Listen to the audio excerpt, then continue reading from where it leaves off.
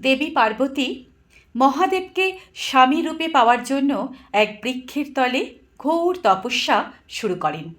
মাস যায়, বছর যায়, কত দিন চলে যায়। ক্রমে ক্রমে সেই সবুজ বৃক্ষ পত্রশূন্য হয়ে পড়ে। তারপর মহাদেব তুষ্ট হন, পার্বতীকে স্ত্রী রূপে গ্রহণ করেন। সেই বৃক্ষের নিচে পার্বতী তপস্যা শুরু করেছিলেন। সেই বৃক্ষ এখন পত্রশূন্য।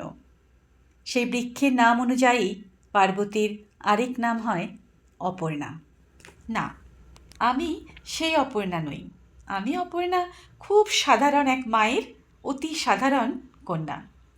এক এক সময় ভাবি, জানেন, বিধাতা আমায় যখন গড়েছিলেন তখন আমার ভেতরে বিশেষ কি দিয়েছিলেন? না, কিচ্ছু না। একটি চেয়ারে বিধাতা বসে আছেন, আর তার সামনে বড় একটা টেবিল। সেই টেবিলের ওপরে অনেকগুলো ঝুড়ি। একটা ঝুড়িতে বিদ্যা, একটাতে বুদ্ধি, কোনোটাতে জ্ঞান, আবার কোনোটাতে নাচ, গান, কবিতা, অর্থরূপ, কত কি। লাইনের একদম শেষে আমি দাঁড়িয়ে আছি। এখানেও কিন্তু বড্ড ঠেলাঠেলি।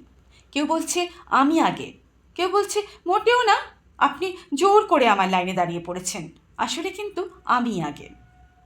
আমি মনে মনে ভাবছি, আচ্ছা, বিধাতা পুরুষ না নারী, নাকি শুধুই এক স্নিগ্ধ আলো? কিন্তু ছোট্টবেলা থেকে শুনেছি বিধাতা পুরুষ, তাই বুঝি উনি এক চোখো, মেয়েদের বেলায় একরকম, পুরুষের বেলায় অন্যরকম।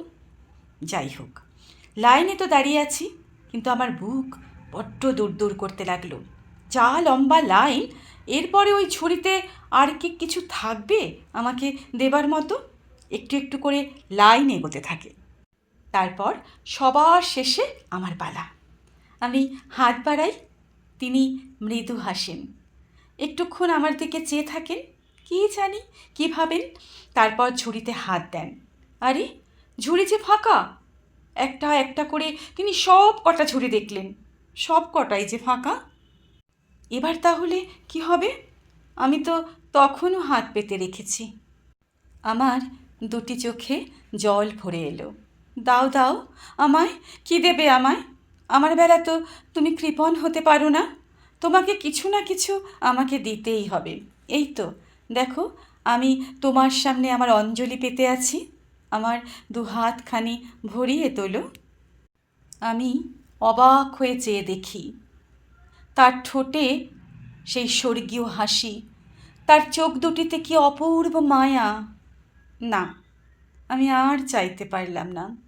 আমি শূন্য হাতে ফিরে আসার জন্য প্রস্তুত হলাম। তিনি আমায় ইশারায় কাছে ডাকলেন। তার সব কটা ছুরি আমার হাতে ছুঁয়ে দিলেন।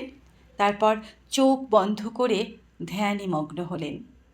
আমি ফিরে এলাম এই পৃথিবীতে, বিদ্যা, বুদ্ধি, দয়া, প্রেম, অর্থরূপ সবের ধুলো মেখে। জানেন, যখন রাতে ঘুমোতে যাই, চোখ বন্ধ করি, তখন ওই বিধাতাকে স্মরণ করি। জানি না তিনি পুরুষ নাকি স্ত্রী, তিনি স্রষ্টা নাকি সৃষ্টি। শুধু জানি তিনি আমায় সব দিয়েছেন, যা আমার না তাও আমায় দিয়েছেন, আমার দুহাত ভরিয়ে দিয়েছেন। তাই তো তার কাছে আমি চিরকৃতজ্ঞ।